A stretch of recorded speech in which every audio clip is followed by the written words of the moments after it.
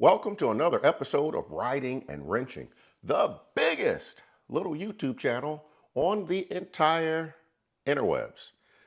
I am your host, Q the Rider, and in today's episode, we're going to talk about one of the most dramatic changes that Harley Davidson has made to their new touring motorcycles, and that is the infotainment screen and the hand controls. In this video, we're going to do a compare and contrast, talking about some of the changes from the prior generation to what we're going to have today, and we're going to go over all of the menu screens on the new infotainment screen, and I'm going to show you everything that most riders are going to need to know. Before I get started, I want to make you aware of a Facebook group that I've launched. It's 2023 Harley CVO. I'll post a link to it here, as well as the description section of this video. Come check us out, join the channel. And on that channel, we'll be talking about all things related to the new CVO models. You can ask questions, or if you have a bike and want to share what you know, come on board. It should be really cool. All right, we're going to go through all of the controls very quickly. On the left side of the bike is primarily where you control the menu options on the screen. So the first thing I'm going to show you is the heater, or the heated grips. There's a button here on the end, and you push the button on the heated grips and you'll have an indicator. And you select through the different heat options by pushing the button, and that will show up down here. Now the next thing we'll do is talk about the thumb controls, or the hand controls actually, here on the left grip. The first one is the high beam trigger, and you push the high beam trigger out to engage high beams, and you pull it back, and that puts it on low beams. If you pull the trigger, it's going to do two things. It's going to engage your garage door opener and flash your high beam. So watch this.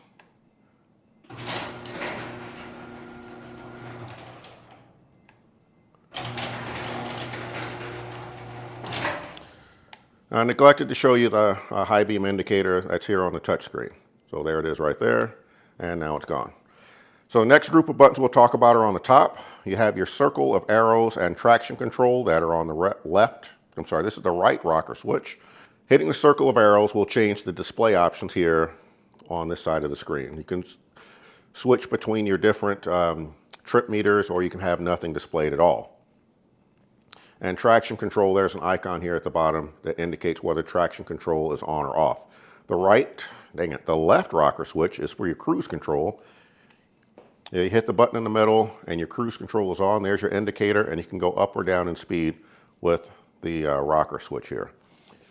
The front facing part of the left hand controls, facing the rider, you have your large dial. There's an enter button here. This is your menu button, and this is the back button. So let's show you what they do. We're going to hit the menu button first, and it brings up the main menu. And there's several different options here. You have your settings, there's ride or motorcycle things you can change. We'll go into that in just a moment. Your cell phone, favorites, music, and you have Apple CarPlay, navigation, and your garage door opener. So let's start with the garage door opener. We'll click on that, and it brings up 3 garage door openers that can be programmed to the bike. Now, garage door 1 is what you can control with the trigger for the high beams. Garage door 2 and 3 are controlled from this screen. I will do a video in the future and show you how to program your garage door opener. So let's go back, or we'll hit the menu button to go back. And so next, we'll talk about the built-in navigation. So we'll hit select, and you'll have your navigation screen pops up. Now, once in the navigation screen, there are 2 different options. So we're going to hit this right button, which indicates that there are some ride options here that you can select, or your route options.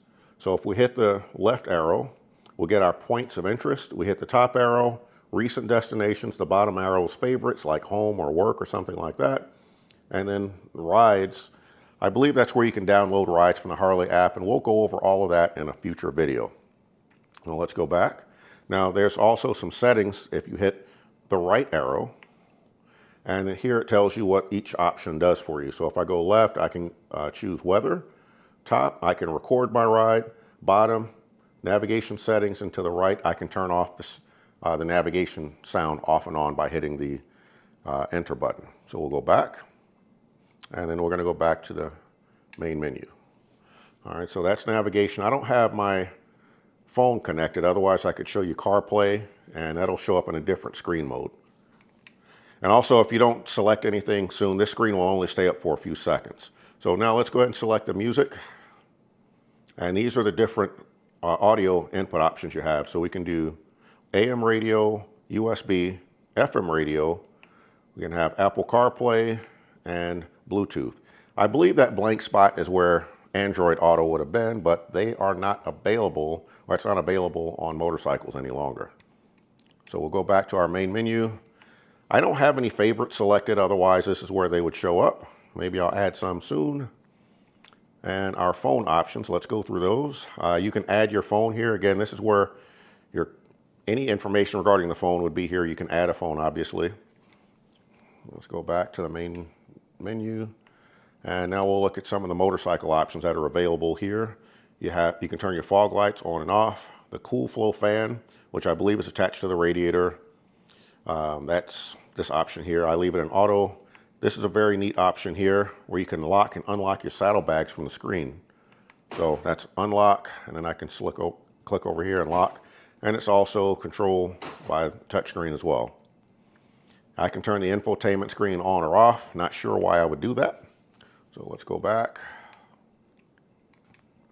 And now the fun part, the actual settings menu. So we're going to hit the enter button for that and go through all of the menu options. There's a whole lot here.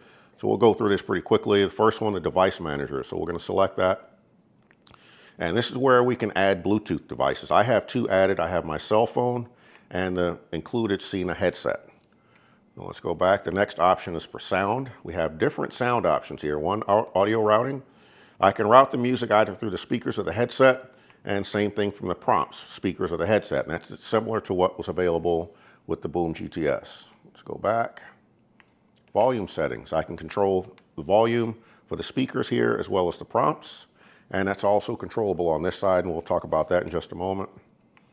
And the rider headset, you can control the volume for media, or media, prompts, phone, ringtone, and the intercom. And you have the same options for the passenger headset here. All right, the next setting option in the settings menu is auto volume control. So as the motorcycle is going faster, it'll increase the volume of the speakers automatically. As you slow down, it'll lower the volume for you. Now the next one's really interesting. You have an equalizer option.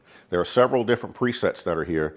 I happen to like the HD signature, and I've been leaving that one on. Doesn't matter what type of music I'm playing, but you can choose country, jazz, pop, rhythm and blues, metal, rock, classical, acoustic, dance, electronic, hip hop, and highway. But there's also a custom option where you can set the EQ to your own personal liking, and you just grab the slider and go up and down like that. Very cool. And I generally keep my bass very low because at highway speeds you can't hear it anyway, and all you're doing is damaging your speakers playing max volume with all of that bass. So let's go back. That's our equalizer setting. The fader does what you think it would do. It moves the music either to the rear speakers or your fairing speakers. Vox sensitivity. I have not done anything with that yet. We'll talk about it in a future video. I believe it's voice sensitivity, but I honestly don't know what it does. And that's all the options under the sound settings. So we'll go back to the main sound settings menu. Let's see we can do everything: equalizer, fader, voice sensitivity. That's all of them. So let's go back to the main menu here, or the main settings menu. So we did sound. Now let's talk about display. And this is where you get to change the way the screen looks. So we'll click on that. First one is layout. There are 3 layouts. What you're currently seeing here is the cruise layout, where you have a speedometer and a tachometer separate. You also have a digital speedometer here in the middle. You can go in auto day or night mode, where it's going to dim or lighten the screen depending on outside lights. You can change the brightness of the screen by clicking left and right. There's a high contrast mode. Well, let's turn this all the way down, and hopefully you'll be able to see the screen.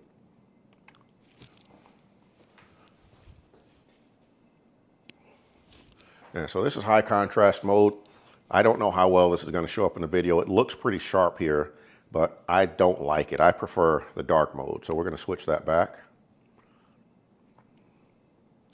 All right, next you can turn the touch tones on or off, and that's everything in the display settings. So let's go back. Next, we're going to talk about system. There's some really nice options in here. Obviously, you can put the date and time and automatic, where it'll automatically change the date and time for you. Language, you can select your language of choice. Units, very important, because if you are going to be traveling through Canada, we can switch to kilometers per hour. Or if you're Canadian coming down to the US, you can select it. Now your speedometer is in miles per hour. So you don't need a separate app or anything to make sure that you're not going over the speed limit. And change your temperature from Fahrenheit to Celsius, depending on what your preference are. PSI, pounds per square inch. I'm not sure what KPA stands for. I just know it's another way of measuring tire pressure. And then fuel economy, different countries do it differently. So I leave mine in US standards of miles per gallon. And that's it for units. Very good stuff here. All right, bike function setup. Let's hit that. And again, here you control the front fog lights or the cool flow fan. We've talked about those already. System info.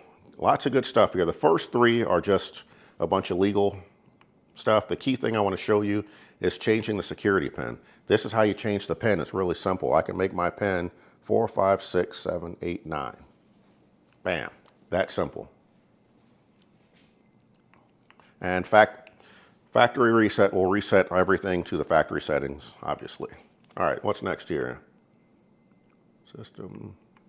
Okay, now the next thing I want to show you, I need the bike in the on mode to do that. Oh, I just turned it off. Okay, there it is. Now the bike has to be on to access ride modes. So we're going to select this. And what this allows us to do is determine which ride modes are available by hitting the mode button here on the right blinker. So the road mode is always available as an option. I've got this sport mode checked, which means when I hit that mode button, it'll go into sport mode. There are 2 custom modes that you can program. I haven't done anything with those yet. And there's a rain mode, which I also have available. So I'm going to show you what that looks like. If you look in the lower left corner here, there's a red S. So I'm currently in sport mode. If I hit the mode button here, hit it once. Now I'm in rain mode, hit it again. And now I'm back in road mode. And you can select the ride modes while the bike is moving. It doesn't have to be stopped or anything to change the ride modes. So that's very cool. So let's go back. And tuner. This is where we can change the different radio options, RDBS, RBDS. We can choose to have HD AM radio, HD FM radio, and then you can choose different music categories that you want displayed. We'll go back again. That's tuner settings. There's phone settings where you can have automatic reply messages. Well, not automatic, but you can select a message. Actually, I don't have a phone connected, but some of them are pretty cool. I like this one. It says, riding, enough said. I'm on my way. I'm riding, we'll call you back. I'm riding my Harley Davidson. Or you can make a custom message. And finally, contact displays. You can choose first name displayed first or last name first.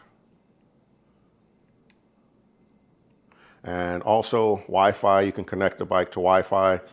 I assume that's for automatic software downloads and the like, but all your different Wi-Fi networks available will show up here. Now let's talk about the controls on the right. We have the hazard switch, or your 4-ways. Turn those off and on. This is the switch for turning the bike off and on. This large dial here, this is for up and down, controls the volume. Left and right selects the track, so you can skip backward or forward. In the middle is a play and pause button for your audio. Top right is a push to talk or microphone button, and then on the bottom this controls your phone either to answer or to hang up. Underneath you have your turn indicator, and you also have your mode selector switch. So take a look down here, and when we select, it shows you the mode that the bike is in. All right, so there it is. That's everything that you need to know to operate the system. As you can see, it's pretty straightforward. The controls, a lot of them are exactly the same as on the prior generation bike. It's just a new layout, different buttons. It's not complicated or anything like that. I actually think they did a nice job making it as least distracting as possible. And that's really all there is. So again, be sure to check out my Facebook group, 2023 Harley CVO. Check the description section for that. I will have additional videos that I'm planning. I'm recording several of them today. I'm going to replace my windscreen because it's too short for me.